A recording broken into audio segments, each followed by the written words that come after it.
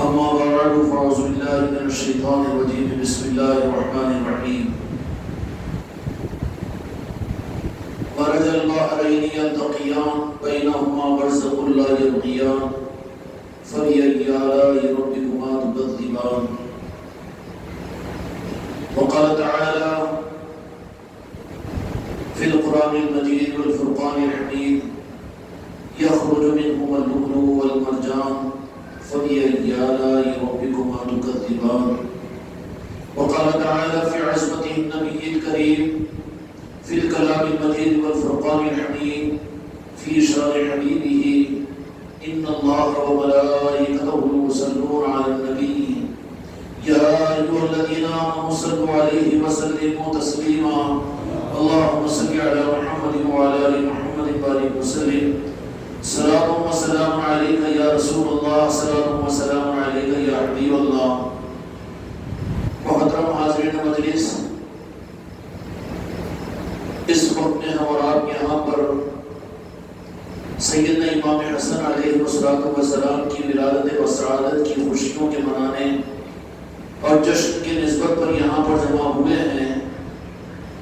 نماز عشاء سے بھی فارغ ہوئے، روزے سے افطار بھی ہوا، تراویحوں کا اہتمام بھی ہوا، اس کے بعد ذوق و شوق کے ساتھ میں، بلکہ اس سے پہلے کسی گھر کے اندر میں سیدنا امام حسن علیہ السلام کی جشن ولادت کی محفل میں شرکت بھی ہوئی، وہاں پر لنگر بھی تناول ہوا۔ یہ سب کچھ کے بعد میں اب رات اندھیرے کے اندر جبکہ تراویحوں کے اہتمام کے بعد میں عام طور پر رجحان یہ ہوتا ہے کہ آدمی سستا لے اور آرام کر لے، لیکن یہ وہ کون سا ذوق ہے، یہ وہ کون سا شوق ہے کہ جس ذوق و شوق نے اپنی زندگی کے ساتھ میں اور پورے ولولے اور خوشیوں کے ساتھ میں ہم کو اور آپ کو یہاں پر بٹھایا ہے۔ اللہ رب العالمین یہ خوشیوں کی نورانیت ہے، ہم کو اور آپ کو اس کا ذوق سمجھنے کی توفیق عطا فرمائے۔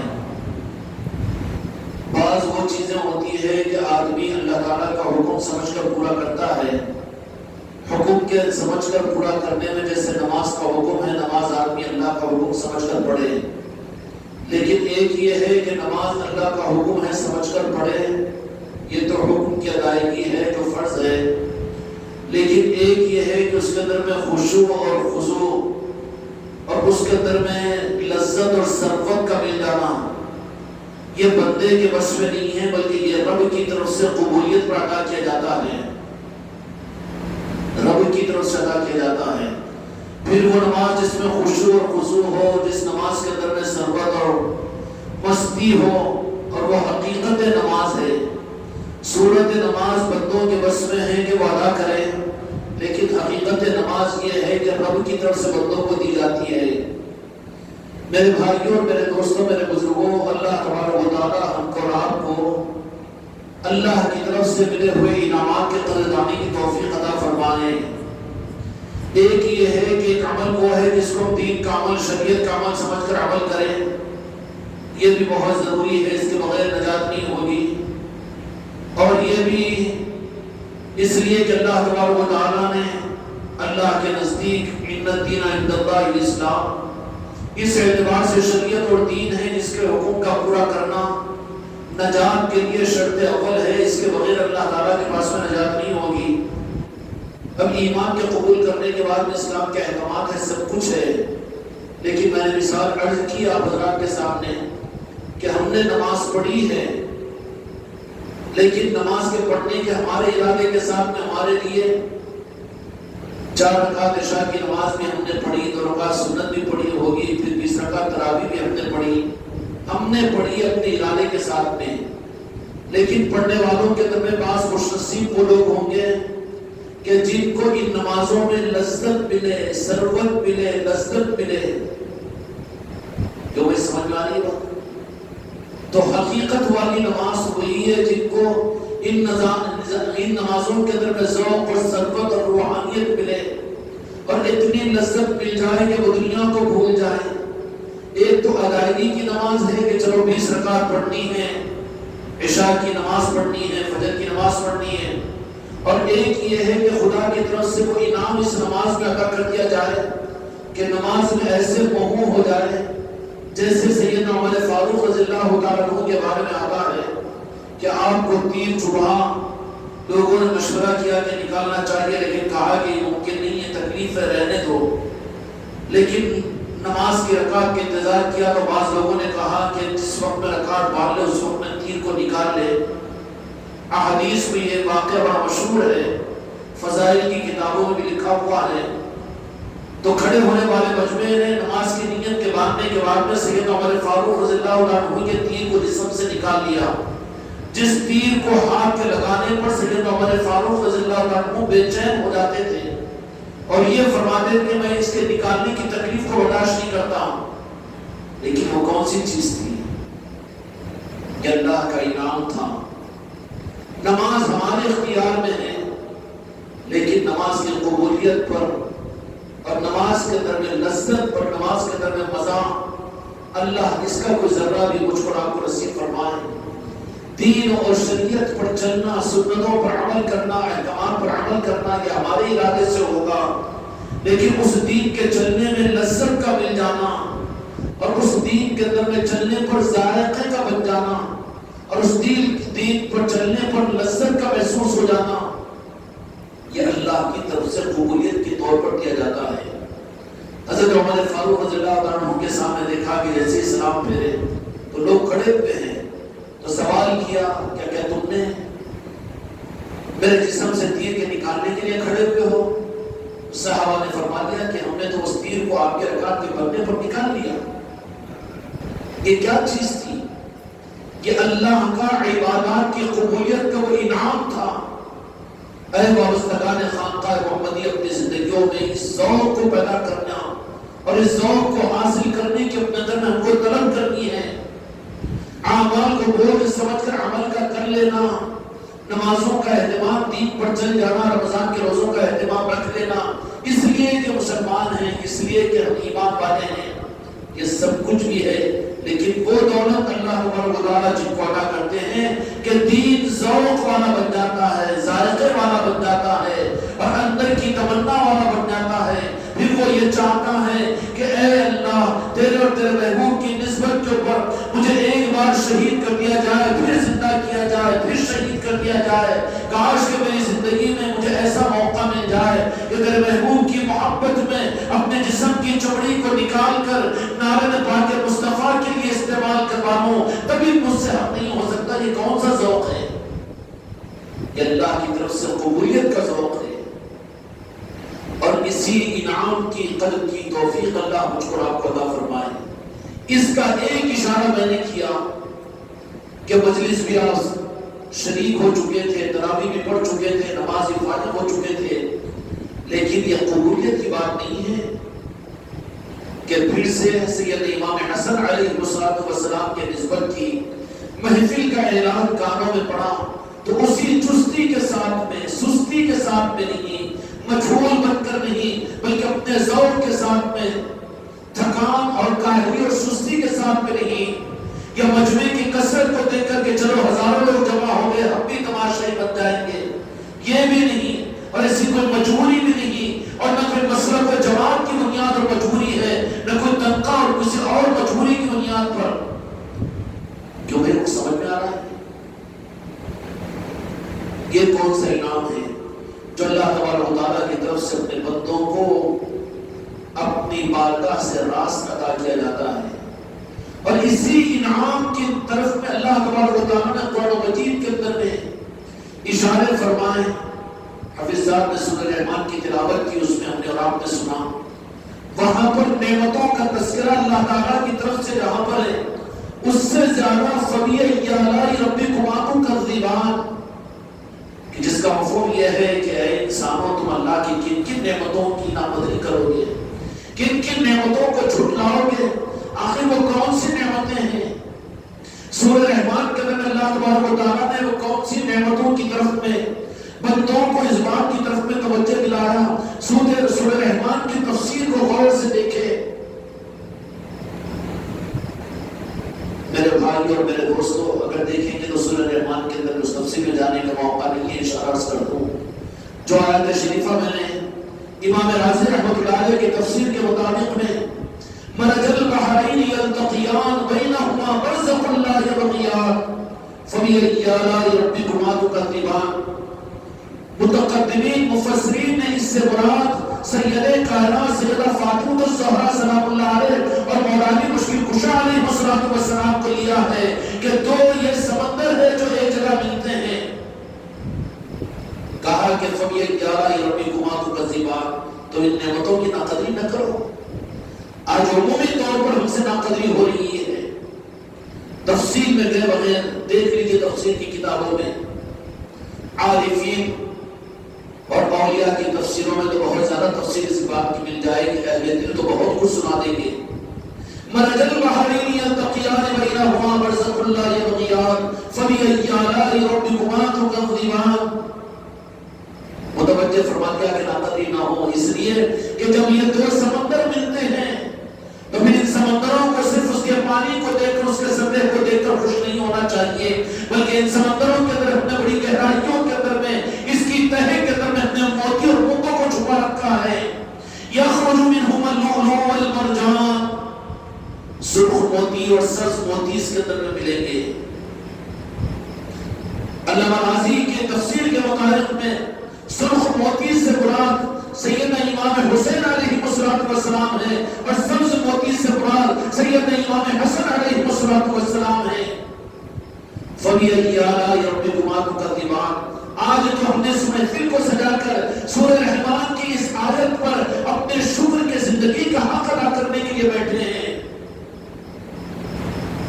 میرے دوستو، میرے بھائیوں اور میرے عزیزوں، سمندروں میں موتی ہوتے ہیں، موتی انہی کے ہاتھ کو لگتا ہے جو گہرائیوں میں جانے کی ہمت رکھتا ہو اور جس کی سانس کے اوپر کنٹرول ہو اور جو حادثات سے اپنے آپ کو حادثات کے حوالے کرنے کی ہمت رکھتا ہو۔ سمندر کی تہوں میں وہ لوگ پہنچتے ہیں جو اپنے کو برباد کرنے کے لیے، ورنہ پھر سطح کے اوپر تیرنے والے ان گہرائیوں سے موتی اور موتوں کو حاصل نہیں کر سکتے۔ قرآن مجید کے مطابق میں یہ نعمت اللہ تبارک و تعالیٰ نے اس امت کو عطا فرما دی۔ ایک تو سید کائنات فاطمہ الزہرا سلام اللہ علیہ، کون ہے وہ؟ سید کائنات شہزادی رسول ہے، اور دوسری طرف سیدنا مولا علی مشکل کشا علیہ السلام کی ذات وہ ہے کہ جس کو دو جہاں کے مالک میرے آقا نے فرما دیا کہ میری اور علی کی مثال ایسی ہے جیسے اللہ نے حضرت موسیٰ علیہ السلام کے ساتھ میں حضرت ہارون علیہ السلام کو کار نبوت میں شامل کیا اور نبوت کے نظام کے اندر میں داخل رہے، اسی طرح سے علی میرے ساتھ میں ہے۔ علی اور میں ایک ہی نور کے دو نام تھے۔ اللہ تبارک و تعالیٰ نے اس نظام کو دنیا میں مولا علی کے حوالے میری امت کے سنبھالنے کے لیے فرمایا، اور غدیر قم کے موقع پر میرے آقا نے بالاہتمام تمام صحابہ اکرام کو، جس میں صحابہ اکرام رضی اللہ عنہم موجود تھے، مخاطبین میں سیدنا ابوبکر صدیق رضی اللہ عنہ تھے اور عمر فاروق رضی اللہ عنہ تھے، عشرہ مبشرہ تھے، ان سارے صحابہ اکرام رضی اللہ تعالی عنہم کے سامنے صرف کہہ دیا نہیں بلکہ دکھایا۔ دست علی کو اپنے ہاتھ میں لے کر منبر بنا کر وہاں پر کہا من کنت مولا ہو فہذا علی مولا، کہ دکھا رہا ہوں قیامت تک میں اپنی امت کو، بتانا اگر ہو جاتا تو ہو سکتا کہ اس کو چھپا دیا جائے، لیکن دکھا دیا غدیر قم کے موقع پر کہ میں اپنی امت کو جن جن کا مولا میں ہوں، اور جو میرا کلمہ پڑھنے والا امتی مجھ کو اپنا مولا تصور کرتا ہے۔ کیا ہم نے ابھی ایمان کی سیڑھی پر بھی قدم دے رکھا کہ جہاں پر اپنا مالک مصطفیٰ کو جانے؟ کلمہ ہم نے ان کا پڑھا، اس وقت تک مسلمان نہیں ہو سکتا کوئی آدمی جب تک کہ اپنی جان و مال، اپنی آل اولاد سے زیادہ میرے مصطفیٰ سے محبت نہ کرے۔ تو مولا تو سب سے پہلے تو جہاں کے مالک، اس کے بغیر تو اسلام، ظاہری اسلام قابل قبول نہیں ہے، کلمہ قابل قبول نہیں ہے۔ ادخلوا فی السلم کافہ، پھر جو میرے مصطفیٰ کو اپنا مولا اور اپنا مالی اور اپنا باری سب کچھ مان لے، حوالے کر دے، اپنے آپ کو اقرار کر لے، تو کہا کہ جنہوں نے مجھ کو اپنا مولا مانا اور والی مجھ کو مانا، اب میں ان کو مولا علی کے حوالے کر رہا ہوں۔ من کنت مولا فہذا علی مولا، ان کے حوالے کر رہا ہوں۔ اور کن کو حوالے کیا؟ 15ویں صدی کے خاقان محمدی والوں کو نہیں، یا کسی مسلک و جماعت والوں کو نہیں، محدثین اور مفسرین کو نہیں، بلکہ سیدنا عمر فاروق رضی اللہ عنہ کو، ابوبکر صدیق رضی اللہ عنہ کو، اور عشرہ مبشرہ کو، جلیل القدر تمام صحابہ کرام کو فرمایا کہ تم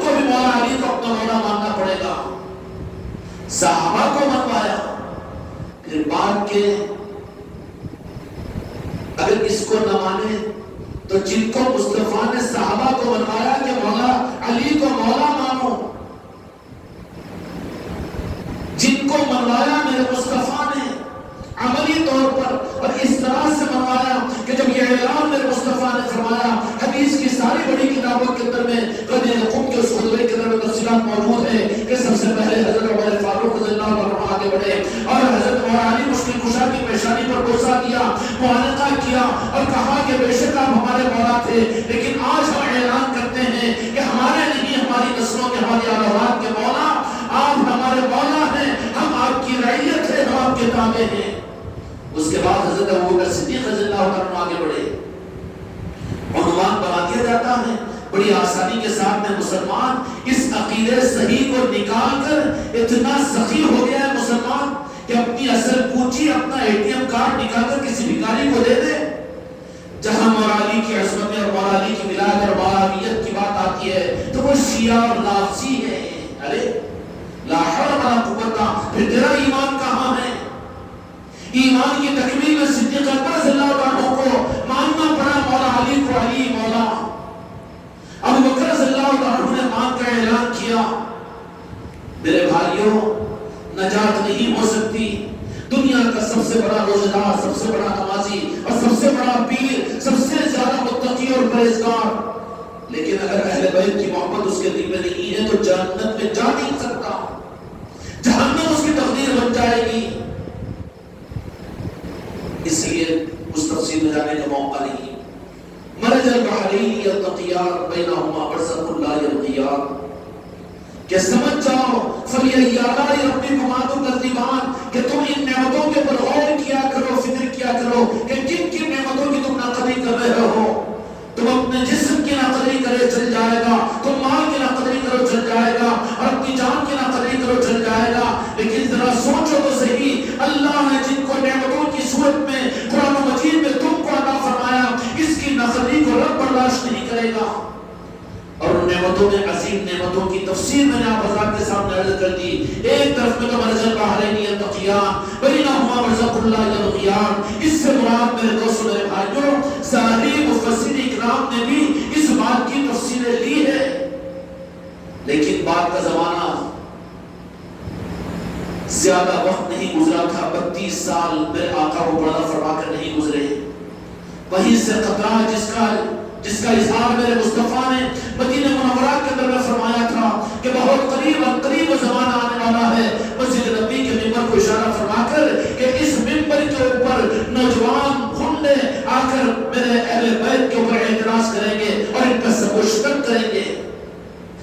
بنو امیہ کے گورنر نے آ کر مسجد نبی کے ممبروں پر کوئی کام کیا تو کوئی حرام کو حلال کو حرام نہیں، حرام کو حلال نہیں، کوئی شریعت کے نظام کو نہیں بدلا، کوئی غلط دین کو نہیں لایا اور کچھ اور نظام نہیں، خارجیت کا اعلان نہیں کیا، بلکہ اس ممبر نبوی کے اوپر مسجد نبوی کے اندر میں جس حق کو چھپایا کہ جن کی حق کہ جو حق کی پہچان تھے، پہلے اس حق پر پردہ ڈالو۔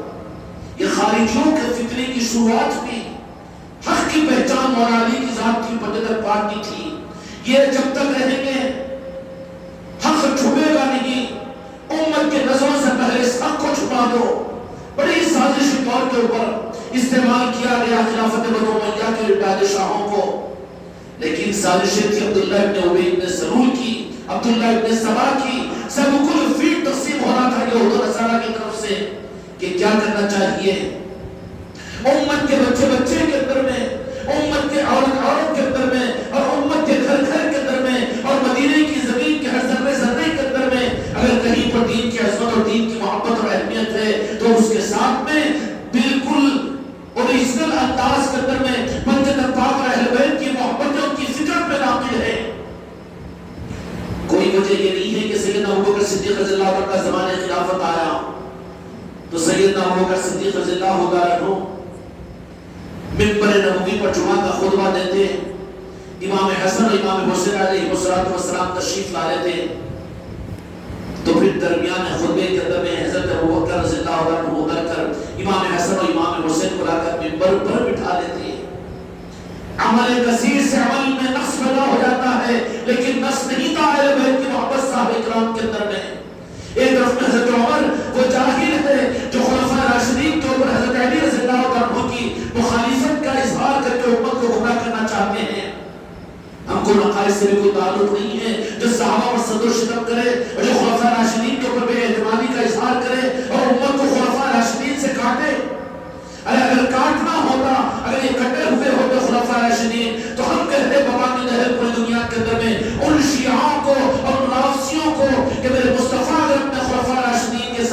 اگر ایسا کچھ معاملہ ہوتا تو میرے مصطفیٰ پھر اپنے اس دنیا سے پردہ فرمانے کے بعد بھی ان دو صحابہ کرام کو اپنے نارائن پاک نے اپنے حجرے مبارکہ میں کیوں رکھا؟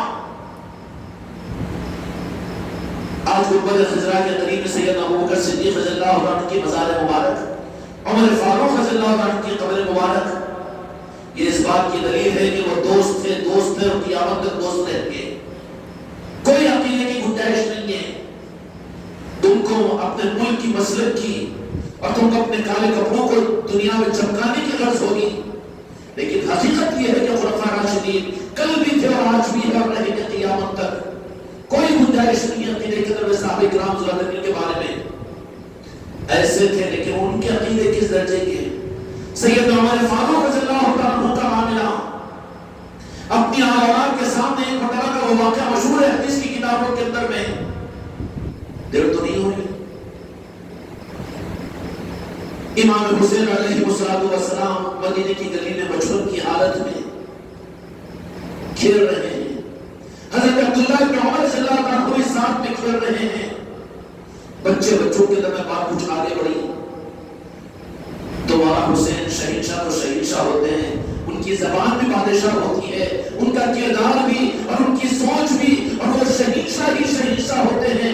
جو جنت کے سردار ہیں ان کی سرداری پر کیا سوچا جا سکتا ہے؟ عبداللہ بن عمر جو حضرت عمر فاروق رضی اللہ عنہ کے صاحبزادے ہیں، بات آگے بڑھی تو پھر حضرت امام حسین علیہ السلام کی زبان سے نکل گیا کہ تم ہمارے سامنے بولتے ہو جبکہ تم ہمارے نانا جان کے، تمہارے والد ہمارے نانا جان کے غلام ہیں۔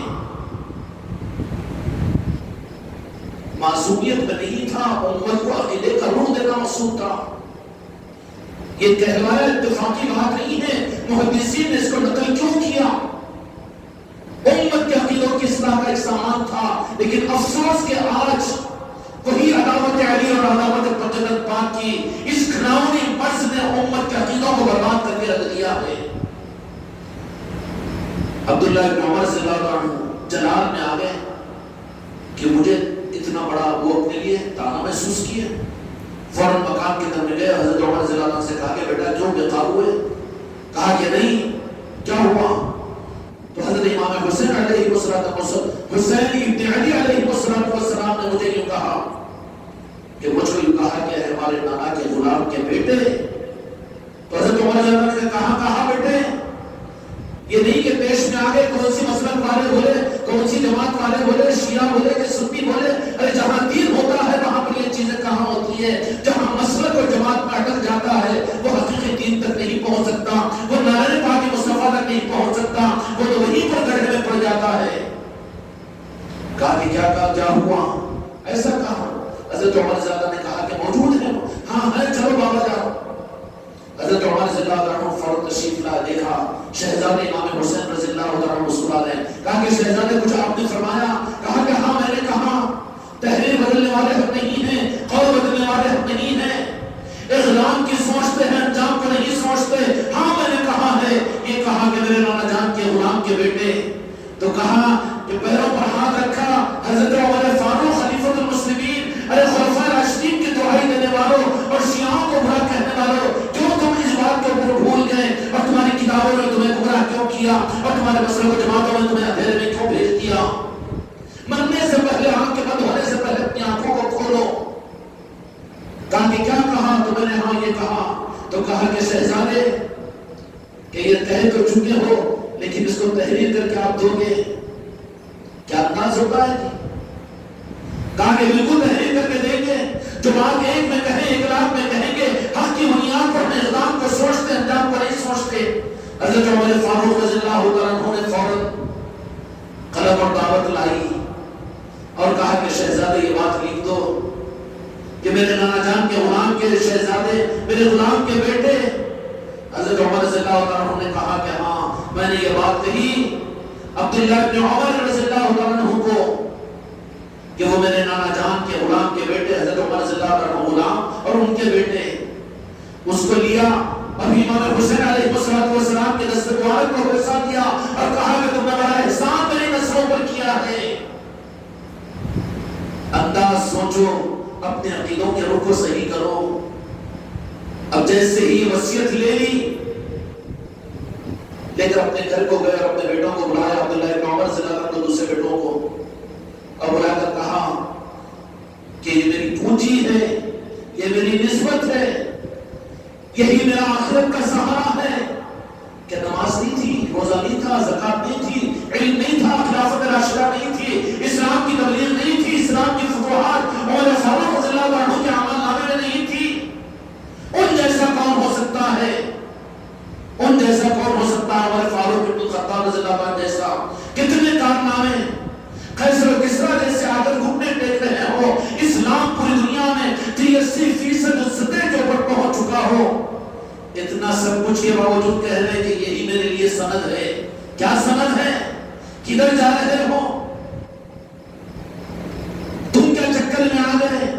آج رسول کی غلامی کی ایک پتری کو لے کر اتنے سارے عمل، اتنی بڑی خدمتیں، اتنا بڑا نظام، اور اس کو بازو ہٹا کر اسی کو اپنی آخرت کی پونجی، یہ لکھی ہوئی تحریر، وہ بھی بچے کی، نعوذ باللہ نعوذ باللہ، معصوم کی تحریر، اور اس کو یہ تم وصیت کر رہے ہو۔ کہا کہ بیٹا عبداللہ ابن عمر، جب میں مر جاؤں اور مجھے نہلا کر غسل دے دینا، اور جب میرے قبر کے اندر مجھے پہنچانا۔ محدثین نے لکھا ہے، چھپا نہیں سکتے، تمہاری حدیثوں کی کتابوں کے اندر میں، تمہاری لائبریریوں میں، تمہارے درس نظامی کے اندر میں خود ہی موجود ہے کہ حضرت عمر فاروق رضی اللہ عنہ نے کہا کہ جب میرا جنازہ تیار ہو جائے، کفن تیار ہو جائے، میرے سینے اور میرے کفن کے درمیان میں اس وصیت سے سیدنا امام حسین کو رکھنا، تاکہ قبر کا میدان قیامت میں اس سند کی وجہ سے میں سرخرو ہوں اور وہاں کی ناکامی سے میں بچ جاؤں گا، اور وہاں پر مجھے سر اٹھا کر بات کرنے کا میں اپنے الفاظ میں بات کر رہا ہوں۔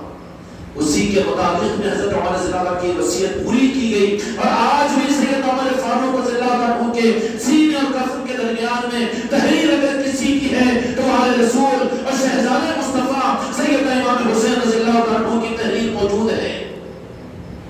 یہ ہے حضرت عمر رضی اللہ عنہ۔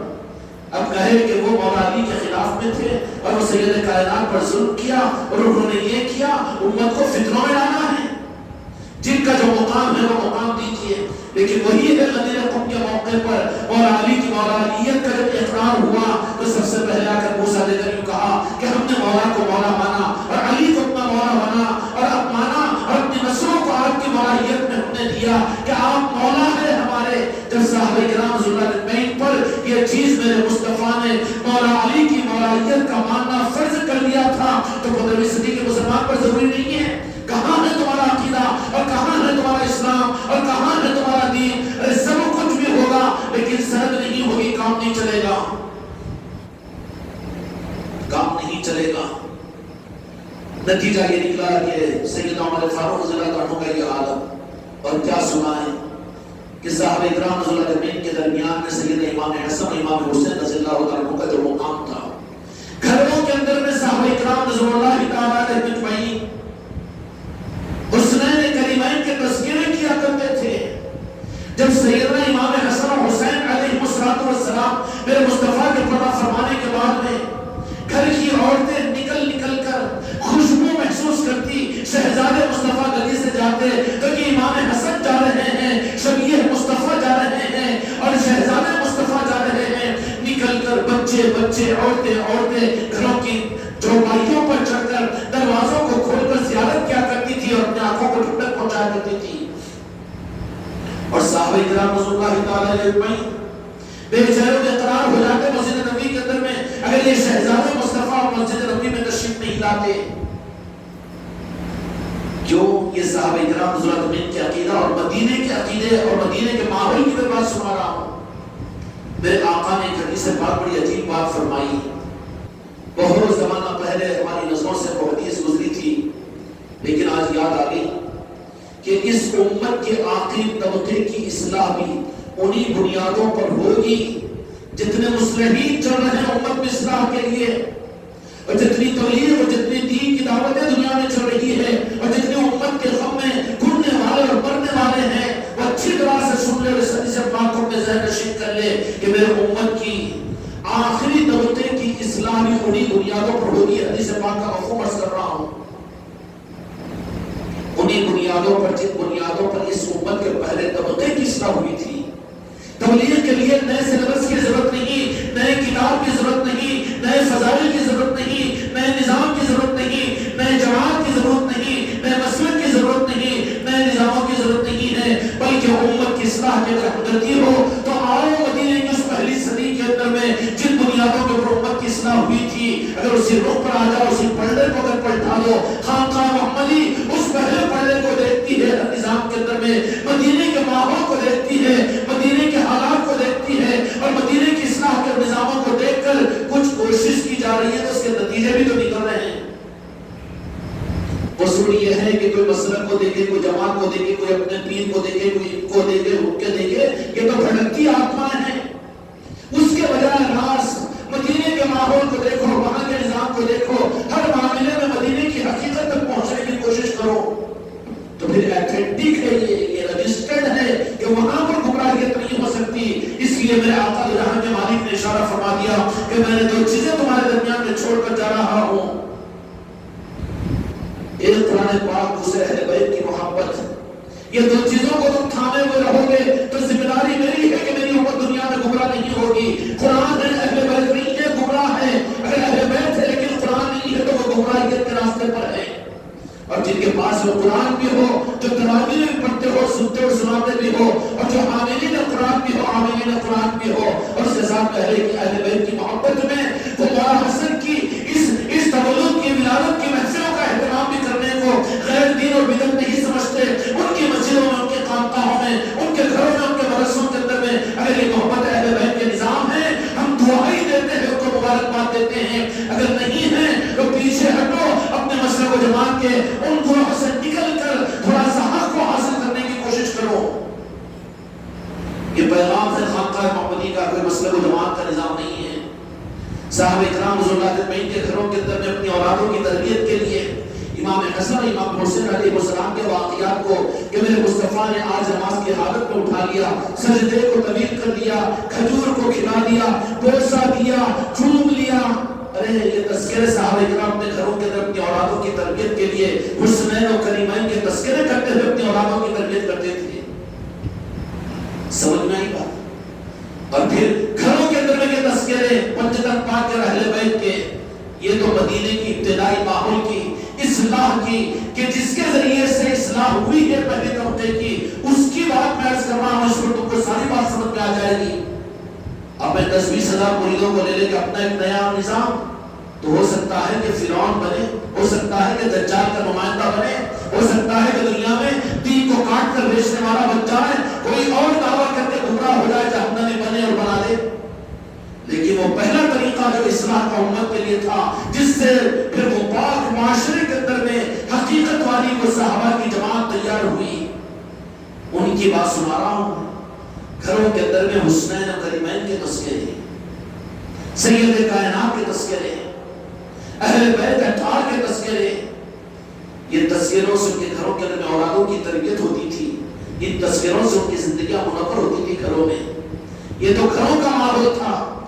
آج اس کے خلاف میں ہمارے گھروں میں اپنی مسلک کی سناتا ہے، اپنے مولانا کی سناتا ہے، اپنے دین کی سناتا ہے، اپنی جماعت کی سناتا ہے، اپنے مسلک کی سناتا ہے، دنیا کی بھی سناتا ہے، دنیا کی بھی سناتا ہے، لیکن تیری زبان کو گونگی ہو جاتی ہے، پنجتن پاک کو نہیں سناتا، آل رسول کو نہیں سناتا، میرے آقا کی محبت کو نہیں سناتا، عشق رسول کو نہیں سناتا، سناتا بھی ہے تو شریعت اور دین، جو کہ لالچ ہے کہ جنت میں جائے گا، جہنم سے بچے گا، وہ ڈر اور خوف کی بنیاد پر میرے آقا کے تذکرے دبے ہوئے انداز میں کرتا ہے۔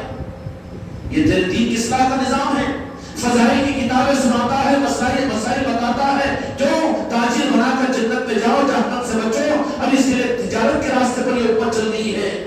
تجارت دین کی اصل نہیں ہے، بلکہ محبت اور عصمت دین کی اصل ہے۔ کیا ہے؟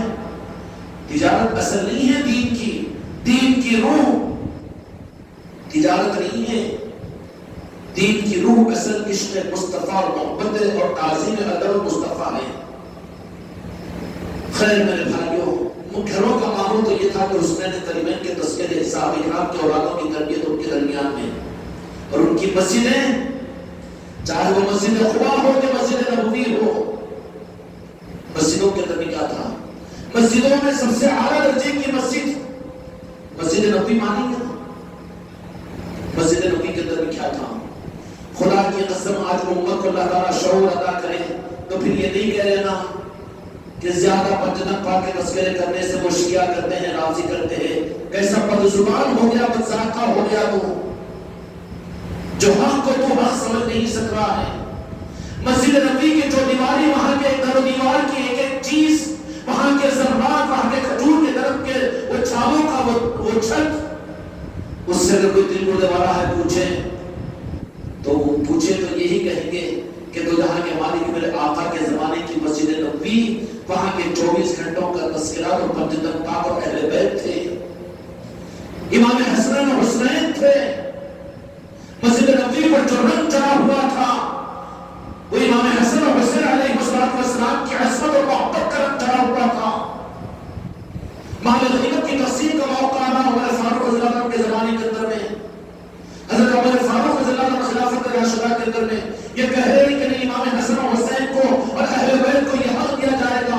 کھڑے ہو کر ایک صحابی کہہ رہے ہیں کیوں کہ بیت المال کے اندر میں اور بھی بیت المال کے اعتبار سے تو حق اتنا ہی دینا چاہیے جتنا دوسرے مجاہدین کو دیا جا رہا ہے. کہا کہ ان جیسے والد کو نہیں ہلا سکتا. خود اپنے بیٹے کو یہ اعتراض کا جواب دیا کہ تم کس بات پر اعتراض کرتے ہو میرے بیٹو، کہ تم برابری کا امام حسن و حسین کے بارے میں کیسا سوچے ہو. لاکھوں سلام ہو عمر فاروق رضی اللہ عنہ کی روح مبارک پر. یوں فرمایا، بیٹے نے کہا ذرا اعتراض کے درجے میں، تو فوراً بیٹے کو یہ کیا جواب دیا کہ برابری کا سوچ امام حسن و حسین کا، کیا تو ان جیسے نانا جیسا نانا لا سکتا ہے، ان کے امی جیسے تو امی لا سکتا ہے، ان کے والد جیسے تو والد لا سکتے ہو؟ اگر لا سکتے ہو تو برابری کا سوچو.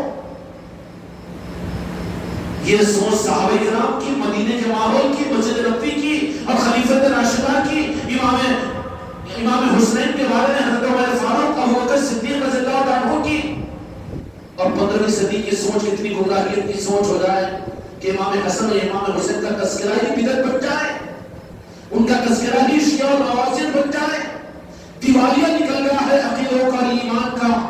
یہ ایمان اور یہ عقیدے تم کو مجھ کو قیامت کے میدان میں ایمان کی ضرورت نہیں دلائیں گے، خطرے میں پڑ جائیں گے، وہاں پر موقع نہیں ملے گا. اس سے پہلے توبہ کر کے اپنے عقیدوں کو صحیح کرنا ضروری ہے. کیا کہا؟ برابری کی بات کرتے ہو امام حسین اور کریم اور اہل بیت کے بارے میں. برابری کس بنیاد کے اوپر؟ کہ ان کے باپ جیسا تمہارا باپ نہیں، ان کے نام کون کہہ رہے ہیں؟ کیا مقام ہے؟ مدینے کے پورے ماحول کے اندر میں امام حسن و حسین اور پنجتن پاک کی جو عظمتیں تھی اور جو محبتیں تھی، مدینے کا ذرہ ذرہ ان کی عظمتوں کا گواہ تھا کہ نہیں تھا. لیکن اس کے بعد میں اقتدار کے لالچی اور حکومت کے تخت و تاج کے چاہنے والے یہود و نصارہ کے آلے کار اور وہ منافقین جب آئے اور اس چیز کو کہ حق کو چھپاؤ، جب کرنٹ چلے جائے گا اور حق کو چھپا دیا جائے گا تو پھر کالے دھندے چلانا دنیا میں آسان ہوگا. اس لیے حق کو چھپانے کے لیے جو سب سے پہلی انہوں نے سازش کی، خارجیوں کی صورت کے اندر میں اور پھر منافقوں کی صورت کے اندر میں، وہ اہل بیت کی عظمتوں کو چھپانا شروع کیا. اتنی عظمت مولا علی کو کیوں دی جائے، اتنی عظمت امام حسن و حسین کو کیوں دی جائے، اور اتنی عظمت سید کائنات کو کیوں دی جائے، اور اتنی عظمت امام باقر علیہ السلام کو کیوں دی جائے، اتنی محبت امام جعفر صادق علیہ السلام کو کیوں دی جائے، اور آل رسول کو کیوں دی جائے، امام زین العابدین کو کیوں دی جائے. یہ چوہا کس سے؟ کہ جن کی نیتیں اسلام کے معاملات میں خراب تھی، جو بس پڑا اپنے آپ کو مسلمان کہہ کر اسلام کی دشمنی کرنا چاہتے تھے، جن کو اسلام کی دشمنی کے لیے اسلام کے صفوں میں بھیجا گیا تھا. بدنصیبی سے اگر وہ چیزیں آئی تو نکال کر کھروچ کر پھینک دو. پنجتن پاک، اہل بیت اور امام حسین کریمین، سید کائنات مولا علی کی ذات اور علماء طریقت اور ان کی آل رسول، اور اسی آل رسول کے اندر میں غوث و خواجہ بھی ہوں گے، سامر پاک بھی ہوں گے، راجہ شاہ ولی بھی ہوں گے، اور بھی یہ تمام اولیاء کرام ہوں گے. ان کی محبت ایمان کی سند ہے، ان کی عداوت حق سے خلاف ہے اور حق کی مخالفت ہے. یہ کوئی جذباتی عنوان نہیں ہے، یہ کوئی مسلکی عنوان نہیں ہے، تمہارے اپنے ایمان کا عنوان ہے. یہی امام حسن علیہ السلام ہے کہ ایک امام حسین علیہ السلام کو تو میرے مصطفیٰ کا نظام ہے، میرے مصطفیٰ کا نظام ہے امام حسین علیہ السلام کو تیار کیا، اور تیار کرنے کے بعد کھلی کتاب کی طرح سے ساری انسانیت کے سامنے رکھ دیا۔ کون ہے امام حسین علیہ السلام؟ کون ہے؟ اسے غالباً علامہ اقبال نے کہا یا کسی اور شاعر نے کہا، ابھی زرخیز ہے یہ مٹی، تھوڑا نم ہونے دو، ہر قوم پکارے گی حسین ہمارے ہیں، حسین ہمارے ہیں۔ تو جہاں کے مالک میرے آقا محمد رسول اللہ صلی اللہ علیہ وسلم نے یہ مرج البحرین التقیان یخرج منہما اللؤلؤ والمرجان کو، یہ مرجان اور لؤلؤ کو، یہ موتیوں کو ایک کو انسانیت کے لیے دیا، ایک کو امت کے لیے دیا۔ فَبِأَيِّ آلَاءِ رَبِّكُمَا تُكَذِّبَانِ، آج ان آیتوں کا عملی انکار ہو رہا ہے، قدر نہیں ہو پا رہی ہے۔ خدا اپنے کرم سے پنجتن پاک کی ناکاریوں سے امت کو اس عذاب سے نکال دے، اور ہم سب کے قلوب میں پنجتن پاک کی محبت کو داخل فرما دے۔ حضرت امام حسن علیہ السلام کو میرے آقا کی منشا یہ تھی کہ امام حسن تو میری امت کو سنبھالنے کے لیے ہے، اور میں تمہارے ذمہ یہ ذمہ داری لیتا ہوں، یا رسول اللہ مجھے معاف کیجئے، یا مولا حسن مجھے اپنے قدموں کے نیچے سجدہ کرنے کی توفیق اور سعادت عطا کیجئے۔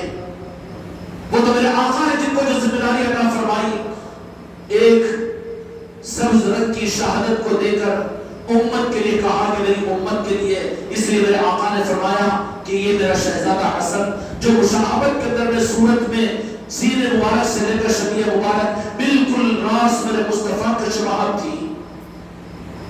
صحابہ دیکھتے میرے آقا، حضرت عمر رضی اللہ عنہ بے چین ہو جاتے کہ جب میرے آقا کی یاد آتی تو بے قرار ہو کر آپ کی زیارت کر کر پیشانی کو بوسہ دیتے تھے۔ صحابہ بے چین ہو جاتے کہ مصطفیٰ کی شبیہ مصطفیٰ حضرت امام حسن کی ہے، لیکن میرے آقا کی تقسیم یہ تھی کہ تم کو میں نے اپنی امت کے لیے رکھا ہے۔ کیا رکھا ہے؟ بڑا گہرا پہلو ہے، سامنے آ گیا ہے، سمجھیں گے تو انشاءاللہ بات بڑی کام کی ہوگی۔ امام حسن علیہ السلام کو اس لیے میرے آقا نے یہ ارشاد فرمایا کہ میرا یہ شہزادہ امام حسن میری امت کے دو گروہ کے اندر میں صلح کروائے گا، میری امت کو خون ریزی سے بچائے گا، فتنوں کے دروازے کو بند کرنے کا ذریعہ بنے گا۔ یہ خدمت کی جو میرے مصطفیٰ نے امام حسن کے حوالے کی، اور یہ خدمت کے لیے امام حسن علیہ السلام بھی خدا کی قسم کچھ کم نہیں ہے۔ امام حسین میدان کربلا میں شہید ہوئے ہیں، تو میرے دوستوں اگر وہ داستان کو کھولو تو چیخیں مارنا شروع کرو گے۔ امام حسن علیہ السلام کے ساتھ میں آپ کو زہر ایک نہیں 3 مرتبہ دیا گیا، اور دینے والے کو دوسرے نہیں تھے، اپنے تھے، اور جن کو بیوی سمجھتے تھے اس کو لالچ میں لا کر دلوایا گیا، اور اس کے بعد میں پھر یہی نہیں، لیکن میرے مصطفیٰ کی منشا ہے کہ امام حسن علیہ السلام کی کتاب کو بند رکھیں۔ کیوں؟ پہچان دینا ہے کہ کن میں طلب ہے تو ان کے لیے امام حسن کھلیں گے، اور امام حسین علیہ السلام ہے کہ پوری انسانیت کے لیے کھلی کتاب رکھی ہوئی ہے۔ اشارہ کر دو تو سمجھ جاؤ گے نا ساری بات، کہ مسلمان تو بیعت کریں گے محرم سے، شہادت حسین سے، لیکن تم سے زیادہ وہ برادر وطن، وہ برہمن اور وہ پجاری اور وہ پنڈت امام حسین کو یاد کرتے ہیں کہ نہیں کرتے ہیں؟ چور اور چمارے تمہارے علاقے کے دھیر و مانگ بھی، وہ گرے ہوئے طبقات بھی امام حسین کو اپنا سردار مانتے ہیں کہ نہیں مانتے ہیں؟ پوری انسانیت کے لیے امام حسین علیہ السلام کو دیا، میرے آقا کی تقسیم تھی، لیکن اس کتاب کو بند رکھا۔ بند کا مطلب یہ نہیں ہے کہ جب وقت آئے گا جن کے ہاتھ پر ان کا کھولنا پڑے گا، کھول کر وقتی طور پر انتظام ہوگا، اور امام حسین علیہ السلام کی تذکرہ کو اس واسطے مخفی اور بند رکھا گیا، یہ تو جب ان کے قدموں پر جائیں گے، جن پر نوازش کرم ہوگی، ان کے لیے امام حسن علیہ السلام کی کتاب کھلے گی۔ اور بشنسبتی خانقاہ محمدی والوں کے لیے ہے کہ امام حسن علیہ السلام کی کتاب کے حرف کا 1000واں حصہ تمہارے لیے بھی کھلا ہے، ورنہ کہاں ہے مسجدوں میں امام حسن علیہ السلام کی تذکرے، کہاں ہے خانقاہوں میں، اور کہاں ہے اس کے تذکروں سے گھروں کے تذکرے بھی تو ختم ہو چکے ہیں۔ لیکن امام حسن امت کے لیے ہے علیہ السلام، اور امام حسین پوری انسانیت کے لیے ہے۔ ضروری تھا کہ جو امت کے لیے دینا تھا امت کے لیے سب کچھ کیا، اور بھی کیسے کیا، تفصیل میں جاؤں تو بہت دیر ہو جائے گی۔ امام حسن علیہ السلام یہ وہ حسن ہے، امام حسن ہے کہ جو دین کے اندر میں روح کے پیدا کرنے والے جن کے جد اعلیٰ حضور پیارے پیر غوث اعظم کے جد اعلیٰ حضرت امام حسن ہیں، پھر کہو گے کہ امام حسن زیادہ تذکروں میں نہیں رہتے، زیادہ مشہور نہیں ہے، یہ خاص ہے اس لیے کہ بڑی دولت جو ہوتی ہے جہاں خطرات ہوتے ہیں اس کو مخفی اور چھپایا جاتا ہے، بڑی کتاب کو غلاف میں لپٹ کر رکھا جاتا ہے نہیں ہے۔ امام حسن کا مقام ہے علیہ السلام کا، لیکن امام حسین علیہ السلام کے لیے میرے مصطفیٰ کی حکمت یہ تھی کہ آپ کو ساری انسانیت کو یہ دینا تھا، اس کے لیے آپ کو میدان کربلا میں لایا گیا، ماہتروں کے سامنے شہادت کو جامع شہادت کو روش فرمایا گیا اور وہ سارا نظام ہوا، اور 5-6 صدیوں تک سارے اولیاء امام حسین علیہ السلام کی آل میں حسینی اولاد کے اندر میں پیدا ہوئے، یہاں پر حسنی اولاد کے اندر میں کوئی ولایت والے دنیا میں پیدا ظاہر میں نہیں ہوئے، چھپایا گیا۔ امام حسن مولا حسن چھپی ہوئی کتاب ہے، وہ تو جن کے تقدیر ہوتے ہیں ان کو وہ کتاب کھول کر کچھ ایک ذرہ دے دیا جاتا ہے تو خدا کی قسم ان کے تو کی تقدیریں چمک جاتی ہے، ہماری تقدیریں ہماری نسلوں کے لیے خدا کی قسم اللہ کے عرش و کرسی کی قسم امام حسن کی ایک نگاہ کا ایک ذرہ بھی ہمارے تمہارے لیے ہماری تمہاری نسلوں کے لیے کافی ہے۔ اے خانقاہ محمدی والوں، تم کو یہ دولت ملی ہے امام حسن علیہ السلام کے ولادت کی خوشی اور آپ کی شہادت کے اہتمام کے کرنے کی، آپ کے شہادت کے دن کے منانے کی، تو یہ خدا کی خاص انعام ہے، انعام ہے۔ فَبِأَيِّ آلَاءِ رَبِّكُمَا تُكَذِّبَانِ، کن کن نعمتوں کو ٹھکراؤ گے خانقاہ محمدی والوں؟ امام حسن علیہ السلام کی یہ کتاب کا جو کچھ بھی کروڑوں میں حصے کا ایک ذرہ اگر تم کو ملا ہے، اللہ تعالیٰ اس کی حقیقت کو سمجھنے کی توفیق عطا فرمائے۔ وہ ان کے کتاب کا ایک ذرہ برابر اس کا ایک لفظ کا 1000واں نقطہ بھی کتنا اعلیٰ ہے معلوم ہے؟ کہ جہاں وہ نقطے کا 1000واں حصہ بھی آئے گا، ایک وقت کے محی الدین غوث اعظم بن کر دنیا میں دین کو زندہ کر دیں گے۔ وہ کرامت و شرافت ہے مولانا حسن علیہ السلام کی، کیا ہے؟ ان کے در کی خیرات، ان کی نگاہ کرم کی خیرات مولانا حسن کے اگر کسی کو مل جائے تو ایک نگاہ میں غوث اعظم دنیا کے نظام کو پلٹا دیا ہو، اور اللہ نے کہہ دیا کہ یہ محی الدین ہے، دین میں جان کو ڈالنے والے اور دین کو زندہ کرنے والے، یہ ہے مولانا حسن کی ذات۔ بد کتاب نہیں ہے لیکن قدردانوں کو دی جاتی ہے، اس لیے عام مسجدوں میں زیادہ تذکرے نہیں، کتابوں میں زیادہ تذکرے نہیں، اور آپس میں تذکروں میں زیادہ تذکرے نہیں۔ یہ تو دولت ملی ہے خانقاہ محمدی والوں کو غریب نواز کی چوکھٹ کے صدقے میں، خدا کی قسم یہ ان کا کرم ہے کہ انہوں نے یہ دولت بھی خانقاہ محمدی والوں کو عطا کروا دی۔ امام حسن علیہ السلام کے تذکرے صرف تمہاری خانقاہ میں نہیں، تمہاری مسجد میں نہیں، بلکہ تمہارے جمعہ کے بیانوں میں نہیں، بلکہ تمہارے گھروں میں بھی ان کے نام کے محفلیں ہوتی ہے۔ میرے بھائیوں، حضرت امام حسن علیہ السلام کی وہ ذات ہے، بد کتاب نہیں کہا جا سکتا، لیکن اللہ کی حکمت کا غلاف چڑھا ہوا ہے، مولا حسن کی ذات ہے، اور کتنی عظمت والی ذات، ہائے ہائے۔ امتحان لینے والوں نے امتحان لیا، امتحان لینے والوں نے امتحان لیا۔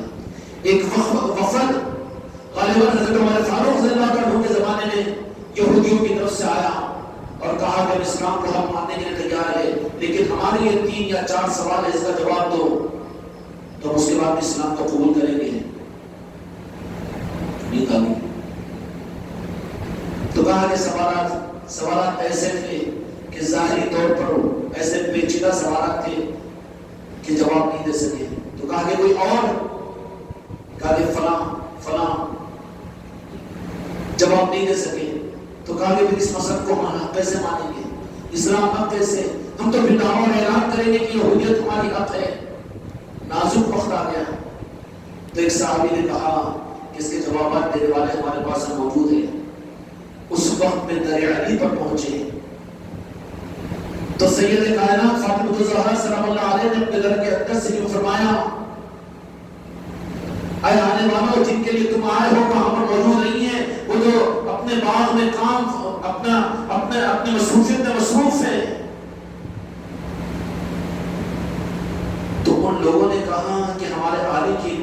اور علی کی غرض بھی انہوں نے بتا دی کون ہے، تو کہا کہ وہ ہے کہ انہوں غیب کو جانتے ہیں، تو کہا کہ غیب کو نہیں جانتے لیکن ان سے زبان سے غیب اللہ تعالیٰ بلواتا ہے، تو پھر کہاں ہے؟ چلو وہاں پر جہاں مولا علی مشکل کشا علیہ السلام تھے اور امام حسن علیہ السلام بھی تھے، تو کہا کہ یہ کھیت میں کام کرنے والے ظاہری مزدور میں، ارے وہ تو بڑے بڑے لوگ ہمارے باتوں کو مطمئن نہیں کر سکے، اسلام پر آنچ آ رہی ہے، یہودی وہاں پر پھٹک رہے ہیں، خوش ہو رہے ہیں، حل کہیں پر نہیں ہے۔ مولا علی کی بارگاہ میں پہنچتے ہیں، مولا علی اپنے کام میں مشغول ہے، امام حسن کھڑے ہوئے ہیں، ان سوال کرنے والوں نے کہا کہ انہوں کیا جواب دے سکیں گے؟ کہا کہ نہیں، کیا بات ہے، کہنا شروع کر دو۔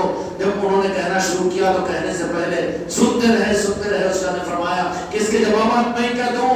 پھر بولے کہ ہمت ان کی بھی نعوذ باللہ، وہ سمجھنے والے تو ایسے سمجھیں گے نا، خانقاہ والوں کے پاس کہاں ہے قرآن حدیث، اور کہاں ہے عالم اور مفتی، اور کہاں ہے ان کے پاس میں دلائل، وہ تو سمجھیں گے ایسے ہی۔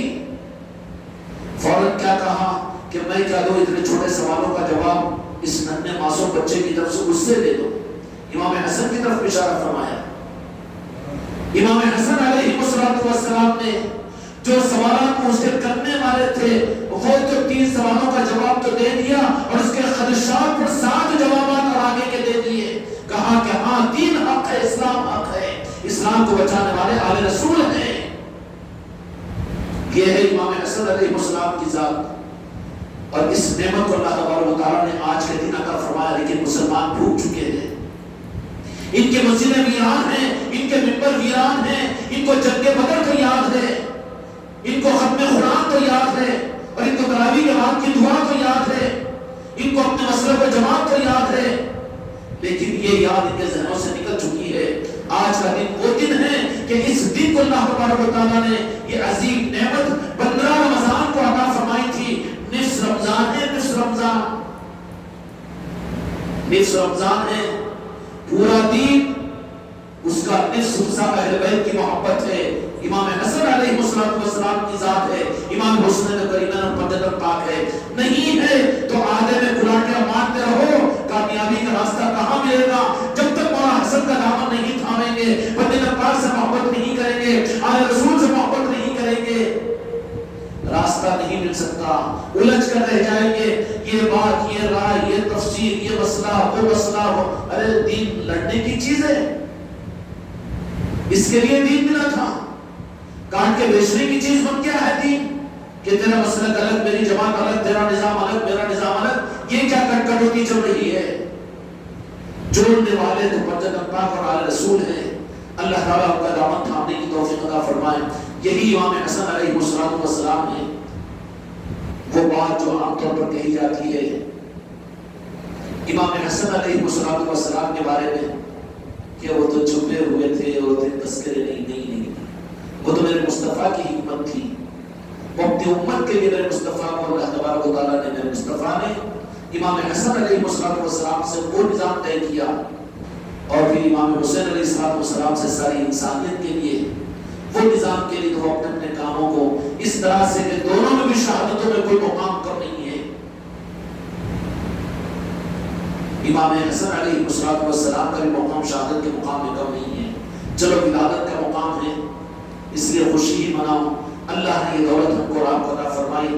امام حسن علیہ السلام، یا مولا حسن علیہ السلام آپ کے چاہنے والوں میں ہم سب کو شامل فرمائیے، ہماری اولادوں کو آپ کی محبت کی خیرات عطا فرمائیے، آپ کی محبت پر سید کائنات کی عظمت ہمیں عطا فرما دیجئے، مولا علی کی نگاہ کرم عطا فرما دیجئے، دو جہاں کے مالک محمد رسول اللہ صلی اللہ علیہ وسلم کی شفاعت ہم کو ہماری نسلوں کو عطا فرما دیجئے، بحق لا الہ الا اللہ محمد رسول اللہ صلی اللہ علیہ وسلم۔